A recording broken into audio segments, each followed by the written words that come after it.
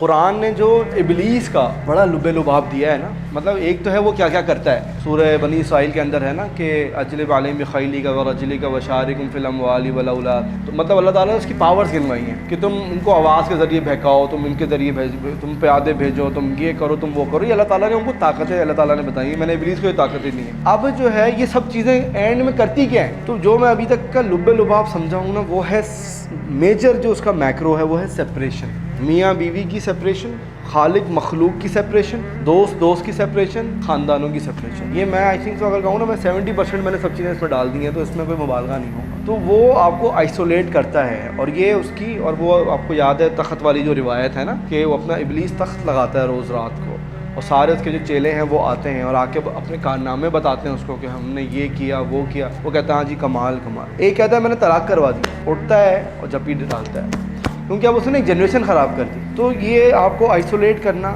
آپ کو anti social بنانا. میں نے کسی ایک پیشنٹ کو بھی ایسا نہیں دیکھا کہ اس کے ساتھ مسئلہ اور وہ سوشلائز ہو گیا ہو، نو، وہ اینٹی سوشل ہوتا ہے. ہمارے بیسک سمٹمس کے اندر ایک مسئلہ یہ ہوتا ہے، مطلب اس کے اندر کانفیڈنس ختم ہو جائے گا، وہ اپنے آپ کو دیکھ ہی نہیں سکتا، وہ اپنے آپ کو فیس ہی نہیں کر سکتا. اس طرح کے کئی اور مسائل ہوتے ہیں. کبھی کبھی بیک اینڈ میں بڑے انٹینسٹی ہوتی ہے، سیویریٹی ہوتی ہے، اور کبھی کبھی بڑے مائنر سے مسئلے ہوتے ہیں، اور 2 4 5 چیزیں جو ہے نا وہ ٹیوننگ کرنے سے سیٹ ہو جاتے ہیں.